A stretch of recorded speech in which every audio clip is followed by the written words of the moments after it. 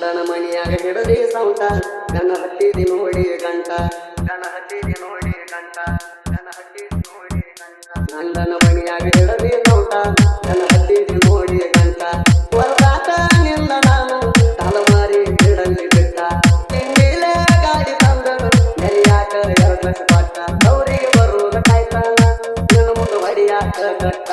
ರೊಕ್ಕ ರೂಪಾಯಿ ಎಲ್ಲಂತ ಬಾಗಿ ನನ್ನ ಬಿಟ್ಟ